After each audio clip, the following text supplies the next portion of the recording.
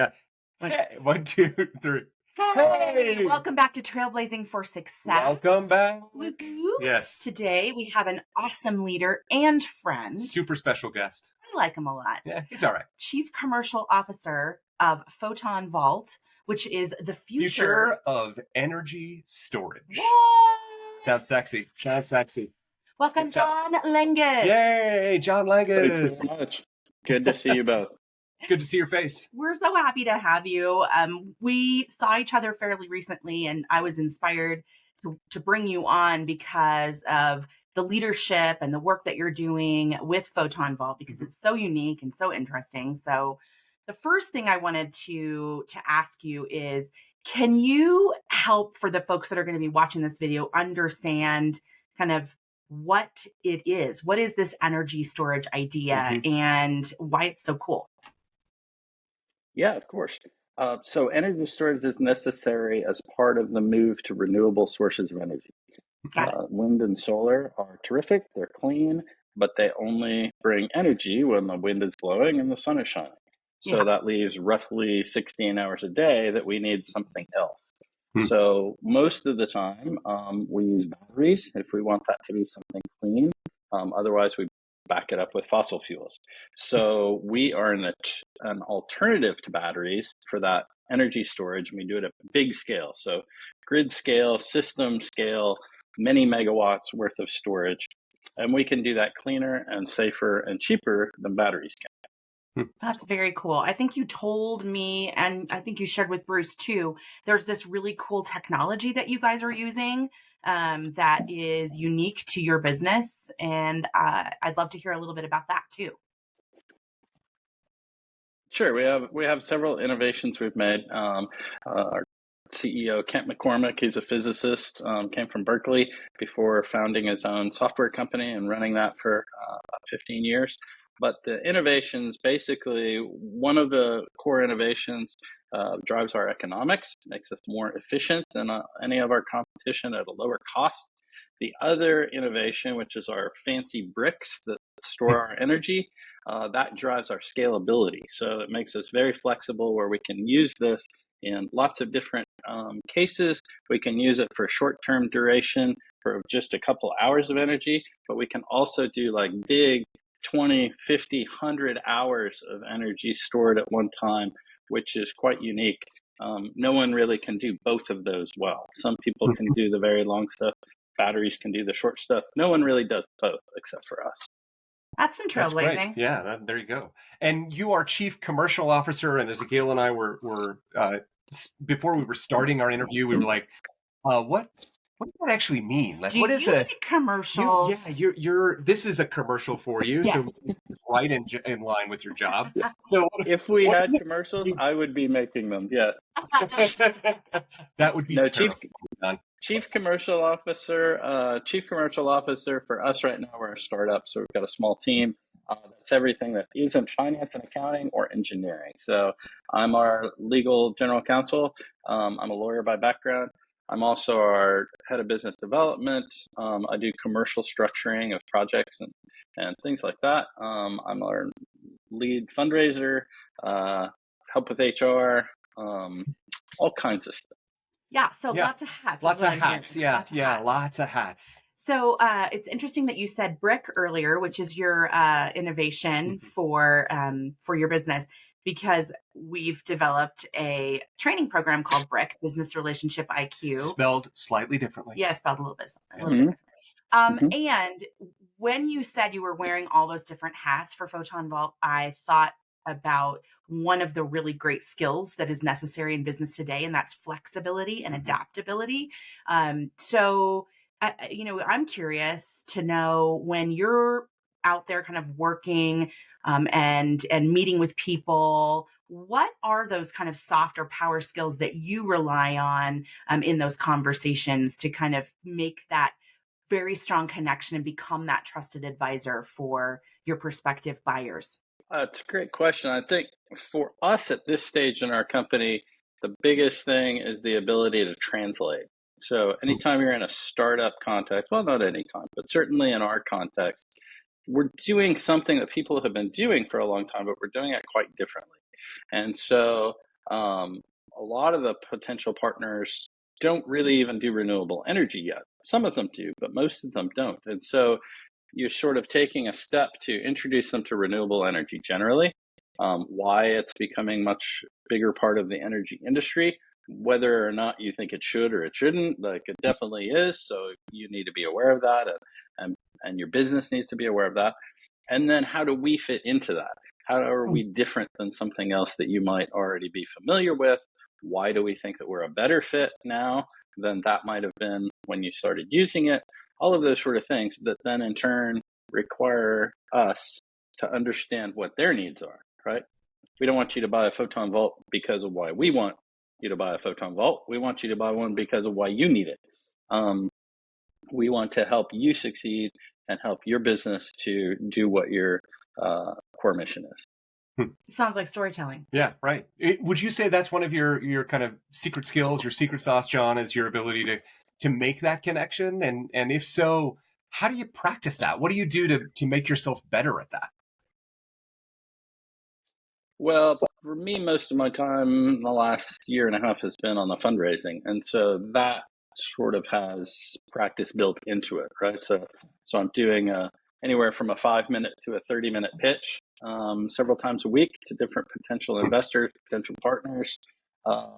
So the doing it is a lot of practice, but then sort of running through it before I make the presentation is important as well.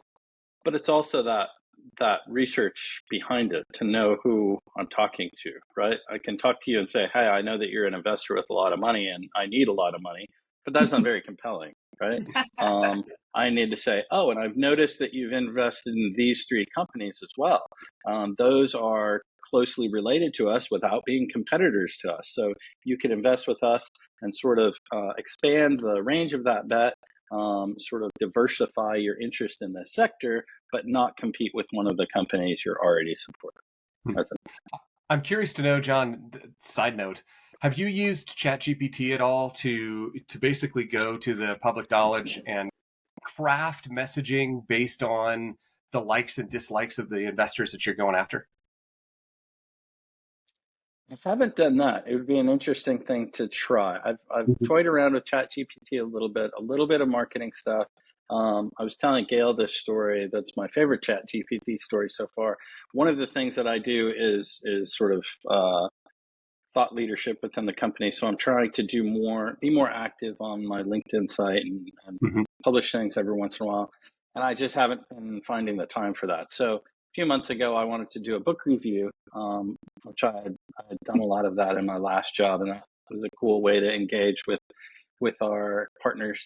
And so I told ChatGPT to write a book review in my voice of this book. And so I was curious whether there was enough of me out in the world that ChatGPT would write it a little bit differently. And it did, and I could see where it was going. It did sort of sound like my writing, but it was the wrong book. Totally reviewed the wrong book. So if I would have been a 9th grader trying to sneak through my book report, it would have been very unfortunate. That's hilarious. So work in progress, but I like that idea of using it for that specific purpose. I should look into trying that. Yeah, I actually really appreciate the fact that as a thought leader, you're engaging your internal team as well to kind of challenge themselves and just stay connected, stay up on trends, and kind of cross-pollinate the information and knowledge that you have within your organization. Because to me, when you are, and we've both kind of worked in startup world, it's a lot, and it's a lot to process for each business unit. And it's super easy to fall into, this is my swim lane. I'm only concentrated on that. I only have time to understand my part in this. So any opportunities, I think, to bring folks together and collaborate in both kind of knowledge expansion and also kind of the direction of the company and strategy and whatnot is, to me, a really, really smart bet. So good on you for that. Yeah, for sure. We have the benefit as a startup of having people that are naturally curious as part of this early team. But even so, we're also largely remote. And so a couple months ago, we had our first time where every employee came together in California where we're building our prototype. It's the first time a lot of them had met each other. None of us had met every single person yet. So that was fun. And what was really powerful about it was that each of these folks is working on a specific piece of our system, of our development. And so getting to really be with each other and say, oh, all right, I've been wondering who is working on this piece, and I hoped that someone was. Now I know it's you, and I know you now, and you're super impressive. And so really boosted the confidence of the overall team to see what each of us is independently doing. Do you find, John, that you're scheduling more meetings now to have in persons? You know, we're of course big fans of the face to face. We've kind of swung. It feels like we've swung the pendulum to the, hey, let's do remote as much as we can, and we see businesses, you know, the big businesses now, Apple being one of them, that are making these decisions like, hey, we got to have people back in the office. We know that collaboration happens here. Or they're just really concerned about their debt and the lease that they pay for those buildings. There's that too. There's that too. So are you finding yourself planning more of those get-togethers? Yeah, it's definitely a balance. I love in person. I'm an old school enough guy that I place a lot of value in sitting down in a room with someone. On the customer partner interface side for sure, but also within the team, like you say, as a more senior person, I think back to my junior years, right? And it's one thing for a bunch of senior people who have been in the industry for a long time, who sort of get like most of the stuff, and they're just working together now for the first time. That I think you can work through some being remote, but if you're a junior person who's really not only getting to know the personalities of your team, but actually what they substantively do, that I think is a lot harder to do remotely. You know, I just think about the conversations that you have when you're waiting for a meeting to start. You know, everyone starts trickling in 5 to 10 minutes early, and you talk about stuff. You don't just sit there, despite the fact that we all have our phones. You still talk to each other. And then the minutes afterwards, right, when you're walking back to your office and you're, you know, that sort of informal consultation is totally lost now, right? We've had 3.5 years where zero of that is happening. And my background, again, is a lawyer, and thinking about that was very valuable as a young lawyer, being able to talk to other young lawyers, right? Or are you totally freaked out about this too? Do you have an insight of where I can solve this problem? Or talking to the more senior lawyers. That's super valuable. And I worry that we're losing that for a lot of people. Yeah, I think you've hit the nail on the head with that one. One of the things we're seeing and we're hearing from a lot of leaders that we speak with is there is a gap in quite a bit of the soft skills and the connections that people make with in terms of connecting with customer and connecting with colleagues because of the disconnect they've been living in for such a long time. I mean, we both have older kids.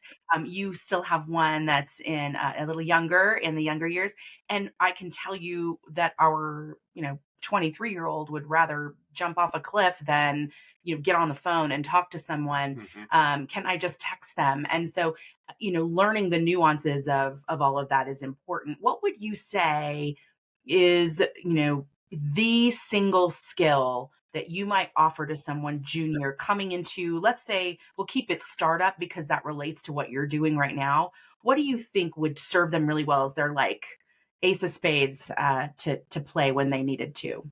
I think that totally depends on the role. So for, the lawyers, young lawyers, it's all about carefulness, right? It's all about diligence and carefulness and making sure that you're not overstating your knowledge of the solution, right? It's really hard for really smart people who have succeeded all their lives in school and everything to get comfortable with the idea of saying, you know what, here's what I think the answer to this is, but here are the places where I'm unsure and where either there's just not a clear answer yet, and I've done the work to know that there's just a gap here, and that's a risk, or I haven't spent enough time on this, so I'd like to spend a little bit more time digging on this or that so that I can feel more confident in telling you what I think the answer is. That's a really hard skill to get comfortable with and not feel too vulnerable by expressing it. I agree. In fact, what you make me think of is, and you said it earlier about how you have a group of people that are very curious by nature. We love the phrase, stay less certain and stay more curious. And the idea to me, how that aligns with what you just said is, you have certainty. There are things you've learned and there's experiences that you have that you bring to the table and you share with others. And, and how do you do it in a way that still lets others know you're open and you're measured and still curious about what you might not know, and still come off as credible, and have influence and persuasion and sway and all those things that we know are important, especially in the legal field. Yeah, it's the comfort in ambiguity, right? Like that's the thing you're describing of like, hey, I don't have all the information, so I'm going to give you the best answer I can. Exactly. Understanding that I'm going to learn more as I'm continuing to research, or I'm continuing to have conversations, or whatever it happens to be.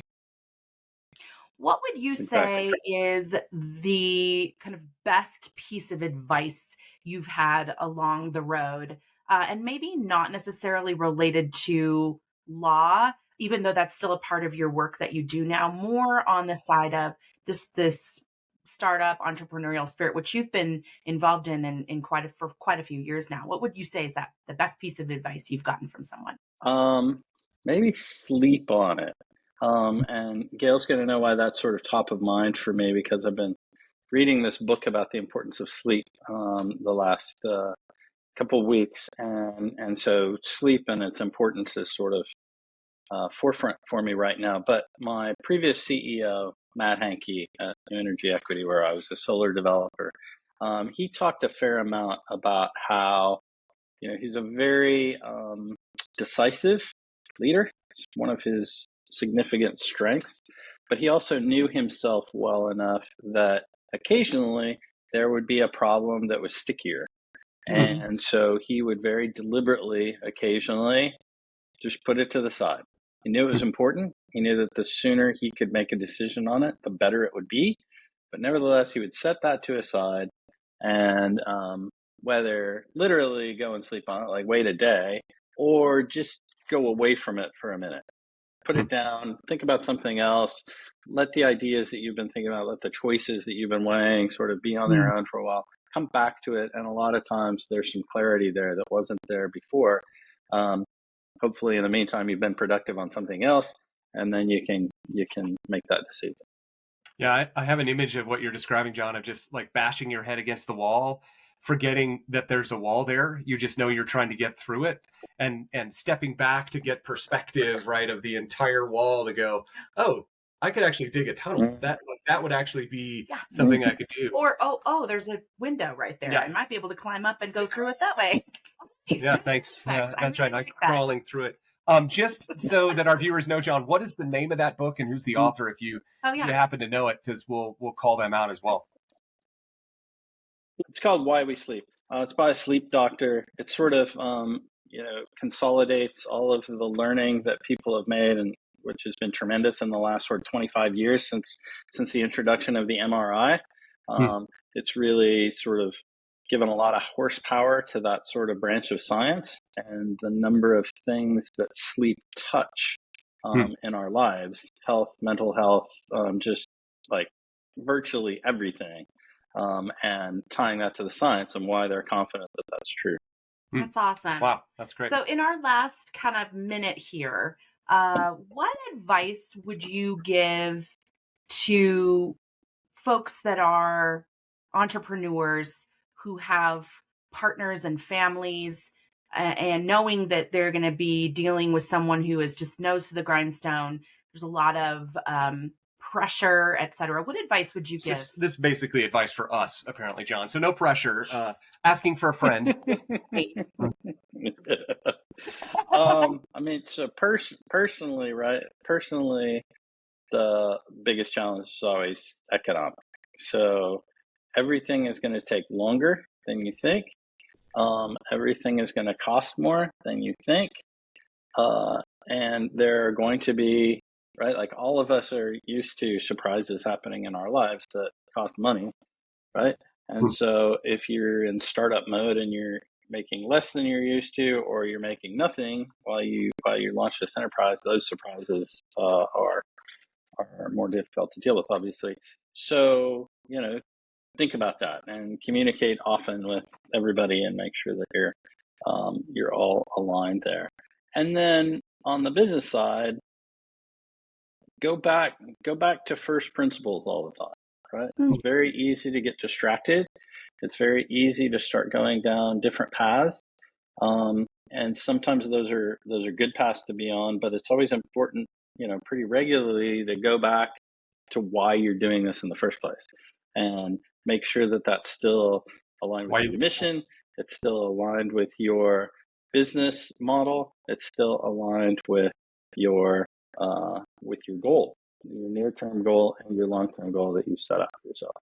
I love that, because I think it's so easy as entrepreneurs when we, and to tie those two things together with the economics of things and to stay focused on kind of the distilled version of this business, is that you're like, no money, I can do everything. There's other opportunities here. Shiny object. Yeah. So I think it turns out there's a lot of shiny objects. There's a lot. So great advice, really great advice. Yeah.